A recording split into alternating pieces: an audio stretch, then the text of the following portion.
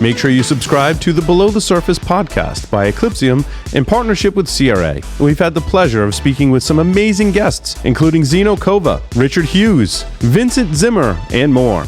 We discuss topics related to firmware and supply chain security, uncovering those pesky vulnerabilities that lie, well, below the surface in your environments. You can find all the episodes and subscribe by visiting eclipsium.com/podcast or searching for Below the Surface in your favorite podcast catcher. Welcome back to Application Security Weekly. We just talked with Leben Chang about API security and the lurking problems of shadow endpoints and under-authenticated endpoints. I'm your host, Mike Shima. I'm here with John Kinsella and Akira Brand. We're always looking for great guests for all of the Security Weekly shows. Submit your suggestions at securityweekly.com/guests. And as always, it's a very quick intro because there's so much news to cover. One of the things that I wanted to start off with is, indeed, as my intro in the first segment alluded to, there's a March Madness we're trying to do of InfoSec mythologies and folklore. And John and I had a little bit of chat about this last episode about this. What do we think is advice that needs to go away or is probably either misguided originally or hasn't kept up with threat modeling? And one of the things that I was talking about was phishing taxonomies, and nobody really cares. So go ahead and scan the QR codes. Akira, I know we haven't given you a chance to share some ideas there, but I bet you can come up with a couple maybe as we're going through some news. So we won't put you on the spot at the beginning, but we'll see what you're thinking about because there's so many articles to go through. One of them is real quick about JetBrains' advisory on TeamCity. This one for me was kind of just a sort of shrug. I'm like, oh wait, what is TeamCity? I had to go look at that and remind myself. There's a little bit of kerfluffle back and forth between Rapid7 and the vendor about coordinating disclosures.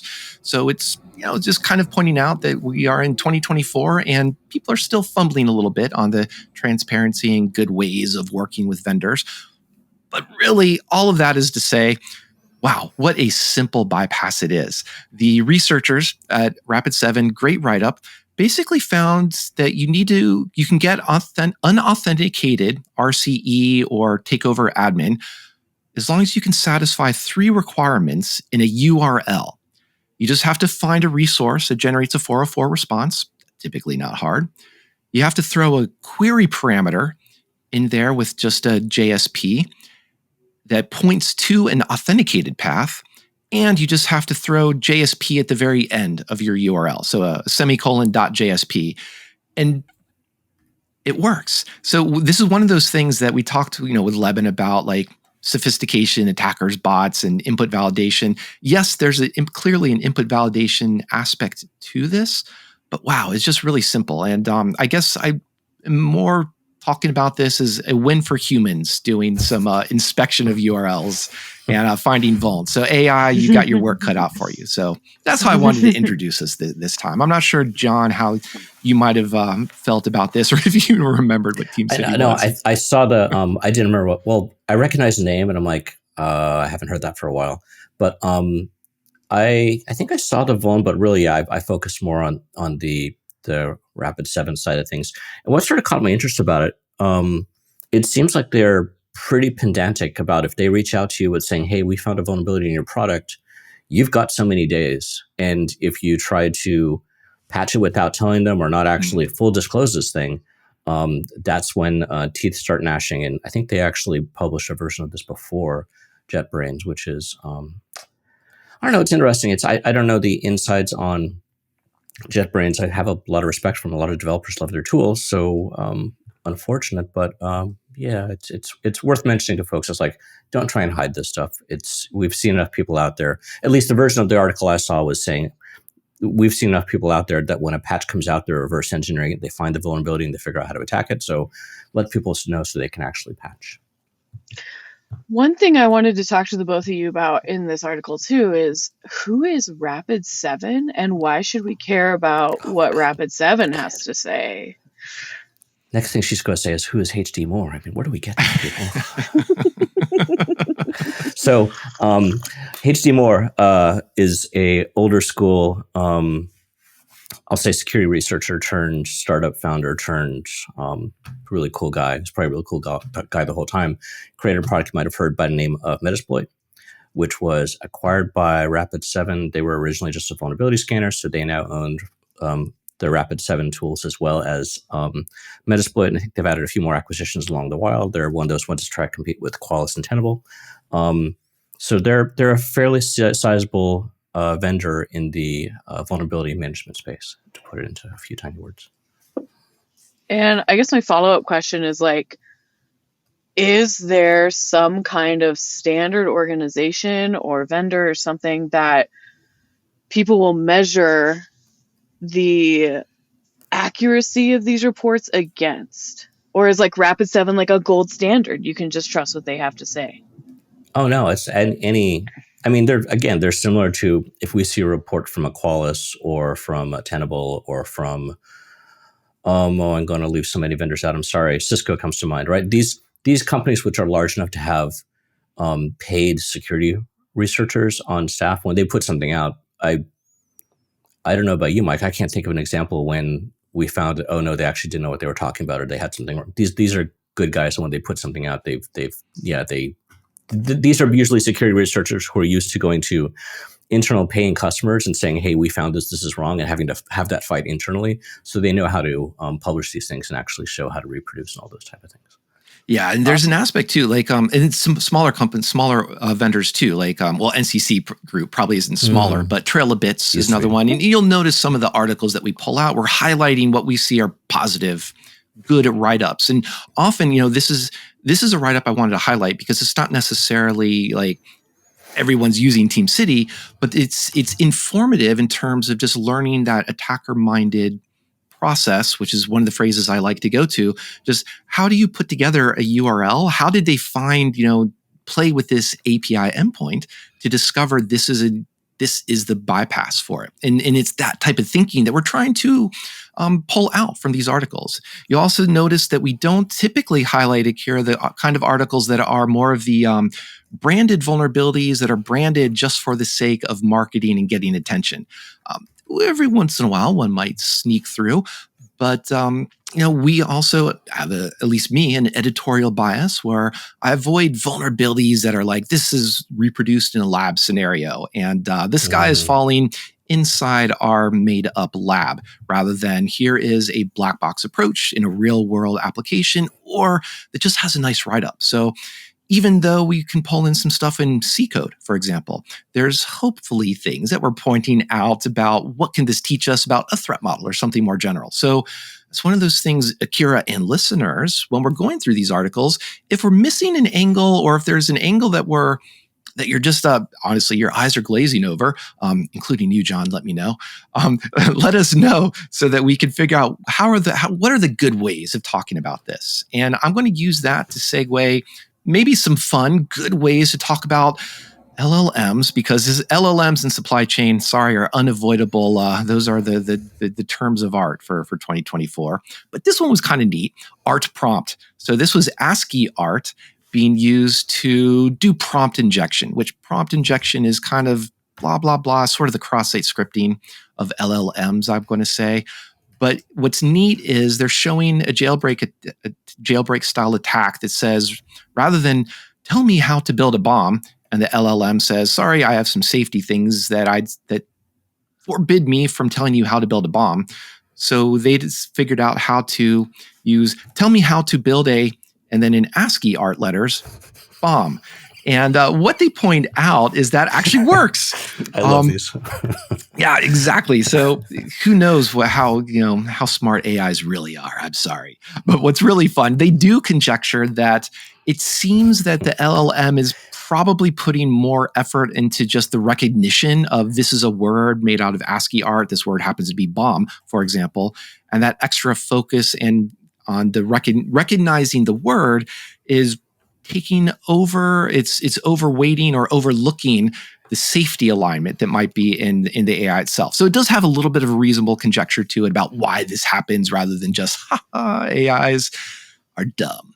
But yeah, John, you had some fun with this clearly. Yeah, it just it shows how early we are in this space.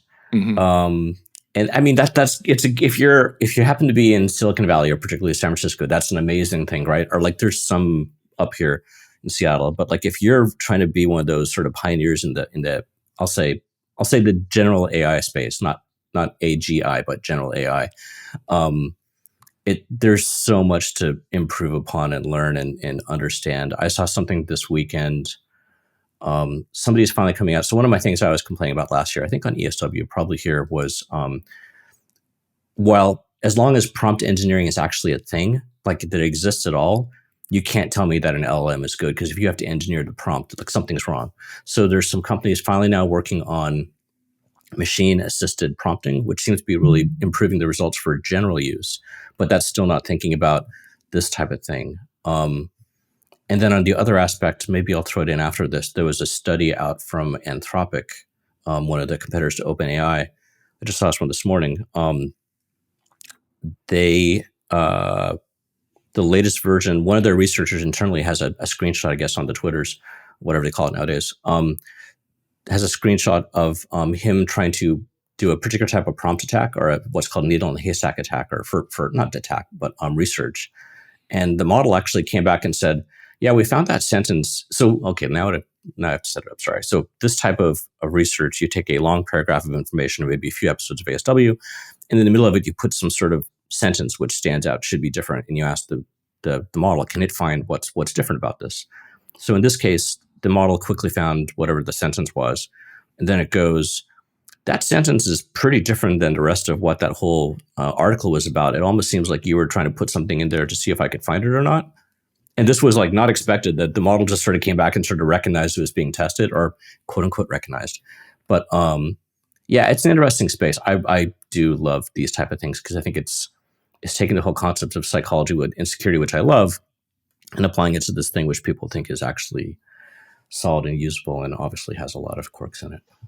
Yeah, it's the fun novelty of these. Akira, this obviously caught your interest too. Yeah, so something that I was curious about, if you go to the actual research paper, which is linked here in the article, under section 2, related work, it talks about jailbreak attacks and functionally using LLMs to generate attacks on other LLMs. And from what I understand, this ASCII art wasn't even generated by a human. It wasn't a human's idea. It was generated by another LLM. But I wanted to see if that checked out with y'all's understanding as well. So we covered a couple weeks ago another paper that was using LLMs to jailbreak other LLMs. And the key part of that research was that the researchers said they didn't have to seed with an initial jailbreak. It was more of, here's the LLM that just is going to go poke fuzz, for lack of a better word, poke at the target LLM until it figures out a jailbreak or some very weird string of tokens, sequence of tokens that gets through that path of probability of the way that its target goes. So here, the ASCII art, it doesn't really matter how it was generated. In this case, it was more of the ASCII art is just used as a multi-model, if I'm using the correct terms here, sorry, in the sense of, here is an text parser and an image parser. So they have to do a little bit of both, and the ASCII art generation could come from an LLM, but that's kind of a triviality in terms of what the fundamental point of this research is. In the 90s, Mike, we called that mixed media.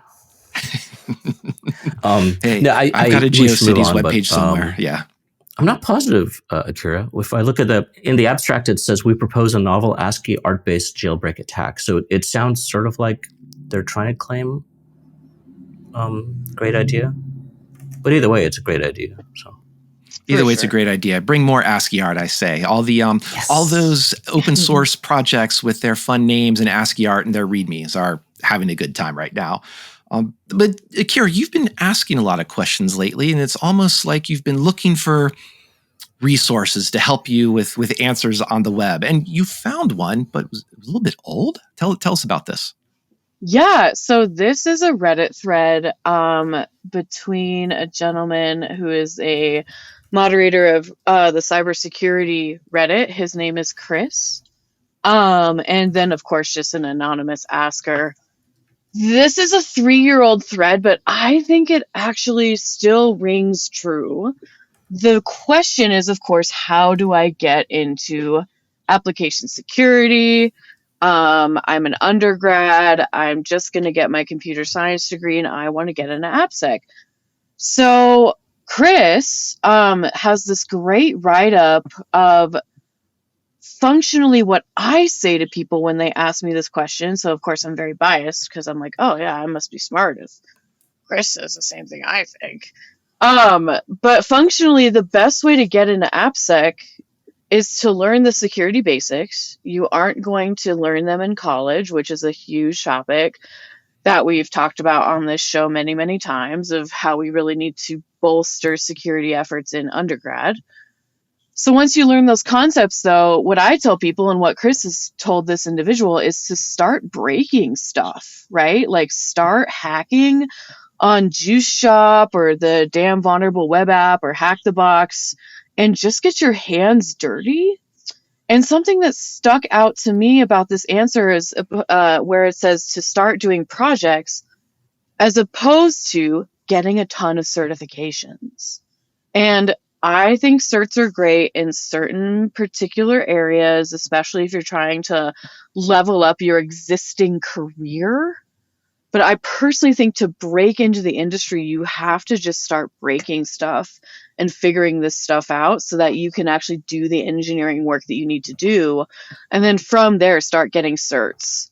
So I know that's a big topic in our industry. Is it breaking stuff? Is it building stuff? Do you have to be a software engineer first? Or do you go and get like 30 certifications? So I liked this article. I'm curious what you guys think, Mike and John. Would you agree with the fact that this person thinks you need to build, or do you think certs are the way, or is there a different path? Yeah, I think to a degree, there's a bit of a false dichotomy there too. I think building, you have to be aware of how things are built at the very least. If not being a builder, or being a full-time developer, you should have some practice of development. In another way of focusing on this is you're focusing on the breaking part, right? Currently OpenSSF is financing and looking to invest in a lot of security researchers, call them even just security developers, helping open source tools not do the actual security testing, but set up security test frameworks or set up the fuzzing program. There's a bullet here that says, set up fuzzing, which is a little bit more advanced or takes a little bit more initial time than just turning on burp or zap and unleashing your browser against a web app. So there's a little bit of what that initial ramp up is going to take for your own what your own measure of your skills is. But there's OpenSSF out there that is looking to sponsor this type of work and is looking for fuzzing against a lot of open source projects. So I'll kind of tie that into as a way to what it looks like from a modern perspective of different ways to step into an AppSec industry. John, I'm not sure how you might modify that. How many toes am I going to step on? I don't. You want to touch the certificates part? Yeah. So certifications to me they're useful if you're trying to get a gig in a vertical that needs to see certifications. And so the earlier example of that for me when I first got my CISSP, I was working for a company that we needed to show our customers that we had so many CISSPs on staff. So I got that and made boss man happy, boss woman. More recently, I've done certs as a challenge for myself when I got the AWS application architect professional cert last year. That was just to sort of expand my skill set. But that was for the hell of it. I really wasn't going after any particular job at that point in time, even though I happened to land at that company. I was just I wanted to go and see what else is out there in the cloud stuff.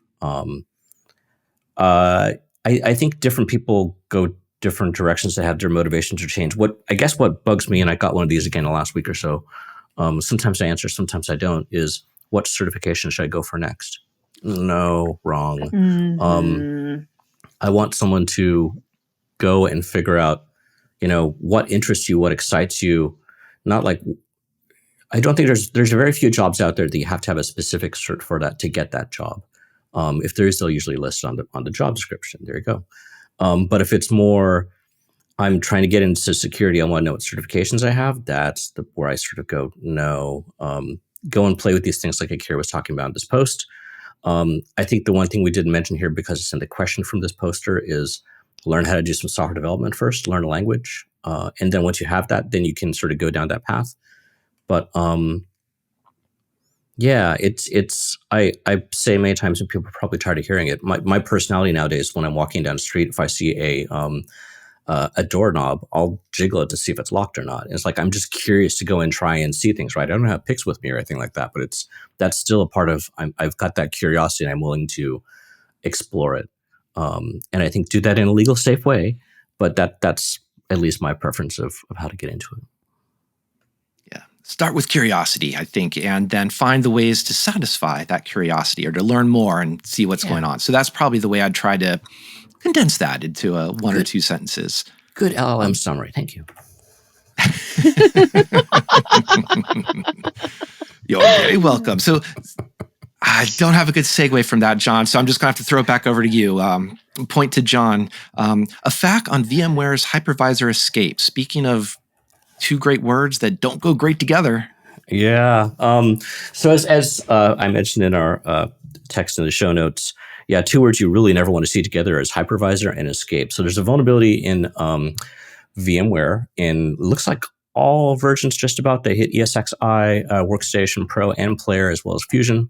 So that's the Mac and x86 versions, I believe, which sounds really weird if that's the case. And I want to double check that. Anyways, they are giving it VMSA 2024-0006. I'm sure there's a CVE.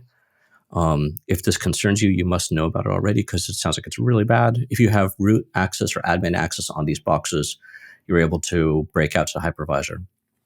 But what was interesting about this to me, what I actually posted in here is not the Vuln, doesn't go into details about what it is, but a fact around what is it, what's going on, why should you patch it, why you should patch it now.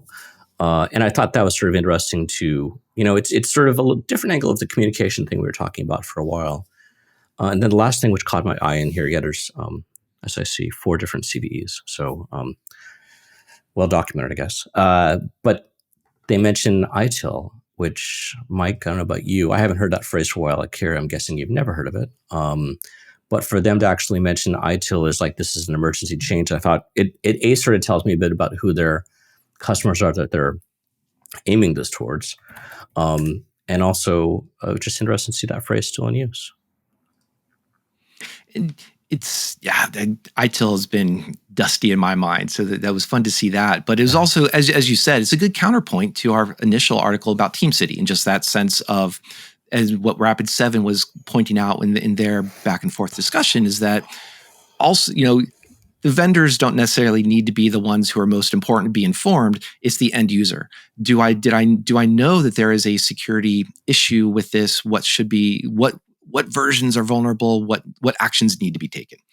And VMware did a great job here. I want to switch real quick because we're running out of time and talk a little bit about secure by design. And I'm going to introduce it by way of memory safety, but in fact has nothing to do with memory safety. So Proximo, we've covered their work quite a bit. I have an article about sudo in being rewritten in Rust. And yes, memory safety, blah, blah, blah. But what really stood out to me and made my heart sing was that they started this rewrite. During the rewrite, they pulled in 10 direct dependencies, which in turn chained through 125 indirect dependencies. Good luck trying to rewrite Rust, rewrite sudo in Node.js, by the way. But so there's this massive fan out now of dependencies. And if there's anything we know, like the modern supply chain world is just outdated dependency, update your dependency, update your dependency. And it's just such an annoying vulnerability management program type of thing to see. So it was wonderful that the developers stepped back and said, you know what, we can get rid of these 130 so dependencies, bring them down to 3 different crates, glob, libc, and log. And that was just music to my ears. And I thought that's a really good idea of not only secure by design, but it also makes me wonder, maybe there is a use for AI and just, hey, rewrite all the code that I'm pulling in from the dependency, and did I need all these dependencies? And perhaps not phrasing that too well, but it goes back to the idea of left shift. Do I need a whole NPM package just to insert a tab, into some white space for my application? But that's where my mind went, and I just love that idea of reducing code, reducing dependencies. I really enjoyed this too, Mike, for the exact same reason. Like, I've never seen someone go from, how many dependency was it? Like over 100? Yeah, 135. 135 down to 3 is insane to me.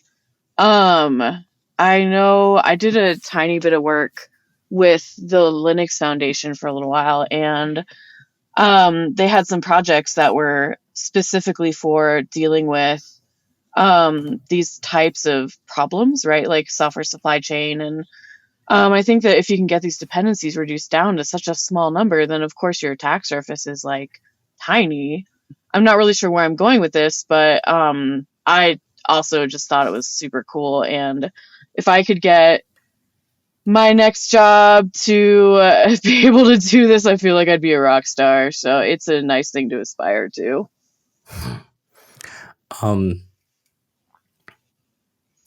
Great, cool article, fun, yay!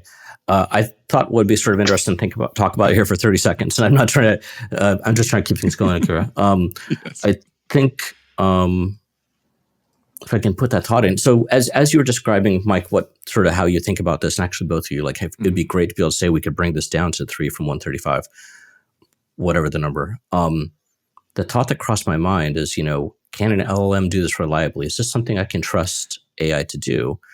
And the follow-up thought from that, because I started the brain went a little bit too far, and I started thinking about Perl and how you can really make that language look ugly.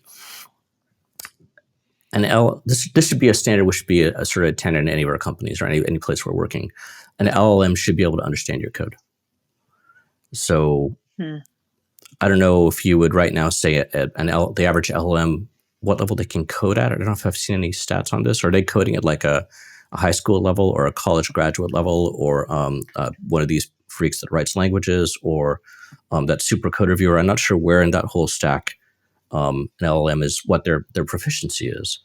But whatever it is, your code shouldn't be that complex that an LLM can't take it, understand what's going on, and be able to refactor it without needing your human to do something with it. Let the record show that John just mentioned refactoring in a positive way. And with that, we'll move on, only because I wanted to get the last word on that, I know. Let's see what we can do with this, John. Chrome has been refactoring some of its code into Rust. And actually, this is an article from the Google security blog just talking about their investments in memory-safe languages. And it says secure by design, but it's really just focused on the memory safety aspect. But once again, I'm using this as the introduction of memory safety to talk about another secure by design or a secure by design consideration that I didn't really appreciate until reading this, is that they took their QR code, of all things, in Chrome. They rewrote their QR code generator that was in C++ out of its sandbox, which does make sense, and it was rewritten into the memory safe Rust. But because they were able to pull it out of that sandbox, they were actually able to adjust some of the architecture of Chrome and their assumptions about this section of code, because they had different security properties of it, meaning they had more reliability and trust in the memory safety of Rust.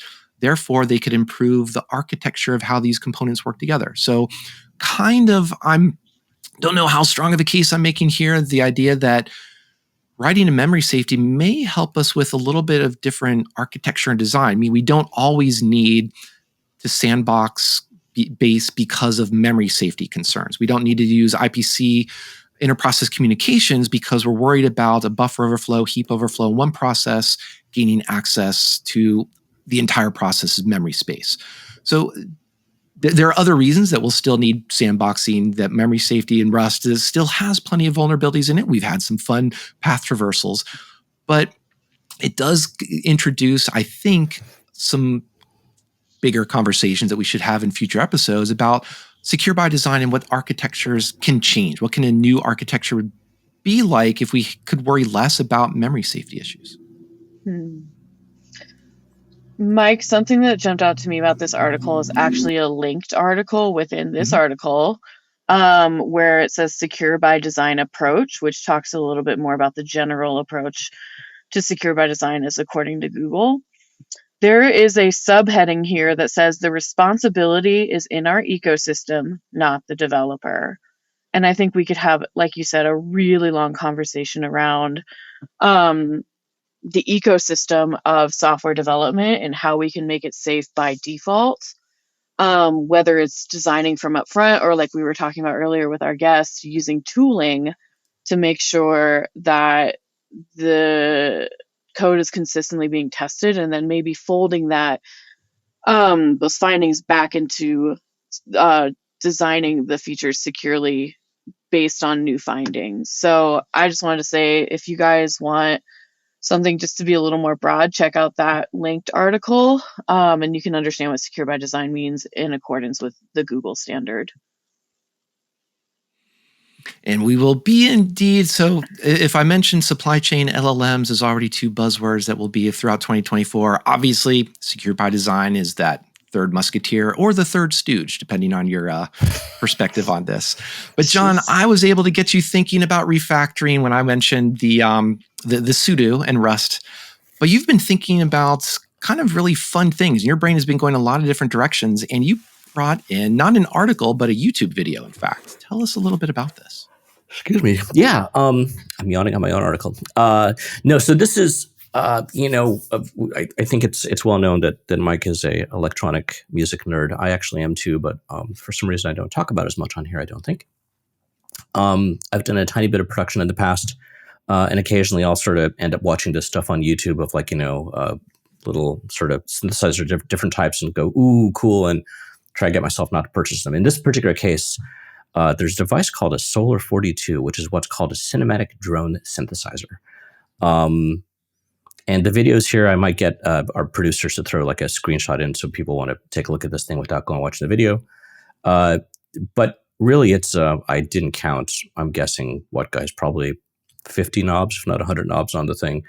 And the person sort of walks through like, okay, here's this thing. What can I do with it? And like, what type of noises can I get to make, and like actually ends up making a song out of it. But the reason I want to bring it back to here is, and I tried to prompt, it was interesting. I tried to prompt Akira to think about this over the weekend, and I think we might have gone in different directions, which is good. But I was thinking about it from what's the parallel between some sort of box like this and AppSec? Yes, my brain thinks like this. And from the point of view of like, okay, well, how do we go about, is there security on this thing? Did someone think about how do you secure this device? Is there maximums or minimums, or is there any type of input filtration, or do we want input filtration? Because sometimes for these oscillators, you want any type of junk to come into it, and that helps you create these different sounds. So at what point does that break the machine? Or, is there a minimum and maximum for any of these dials? So that type of thought was part of it. And then the reverse of that, at least from me, is, how can we AppSec people or even developers, UI developers, learn from something like this? Is this a good layout? Is this designed in a way which makes it easier for people to understand what their limits and control are? Or all sorts of different types of things. So I don't know, that it tickled my brain at that particular moment, and I thought it'd be fun to sort of bring here for a different left brain, right brain type conversation. John, I loved this article. I don't know if you two know this about me or our listeners know this about me. I'm a freak for EDM. I love electronic music. When I was in college, I took a course called The History of Electronic Music in the engineering department. And for some reason, I thought it was going to be about club culture and stuff. I was really interested why it was in the engineering department. But we actually deconstructed synthesizers into their basic electrical components. It was an electrical engineering course, and we functionally rebuilt a very, very basic Moog synthesizer, which was freaking sweet. Anything that is, I'm going to make a bold statement, actually. Anything that is a computer can be hacked, right? So everyone's like, oh, I don't know about that. Yeah, but sure. Anything I think that has a logic gate can functionally be reprogrammed or retold to do different things that logic gate shouldn't be doing. And when you're working with synths, it's very low level, like down to the wires, which is super fun. I love that kind of stuff. So I was thinking, like, how would one get into this synth? Like, could you actually put malware on this synthesizer that like functionally overloads all the electrical components and just brings the whole thing down, or maybe starts having it say like bad words, which you could totally do with a synth. Like, so yeah, I thought this was a really cool video. Also, if you are looking to improve your skills with explaining really complex technical topics, watch this video, because this video is a masterclass in that. So those are my 2 cents. We could go all day about this stuff, but that's my brief thoughts on it. We could. We're definitely going to have some episode in the future that's all about synthwave and synthesizers and electronic music. But unfortunately, today is not that day because we're near the end of the segment. I think the only thing I can add is I'll throw out there's some good SID chip emulators out there if you want to play with your old school ADSR. And I'll just leave that as a homework for the listeners to go look up. But I do want to thank John for bringing us, expanding our minds and thinking about metaphors for AppSec within these types of synthesizers, and even perhaps how the hum from a component might infect other components. Or is your square wave square, or is it triangular, and how do you keep bleed over? Because sometimes feedback and fuzzy is good. Sometimes you just want those pure tones of a practiced podcast voice that I just made up on the spot. But I also want to thank you to John. I got to say thank you to Akira. Thank you, everyone, for joining us. Please do subscribe, share on the socials, check out the show notes. And speaking of synthesizers, check out Digital Power from Le Cassette. We'll see you next time on Application Security Weekly.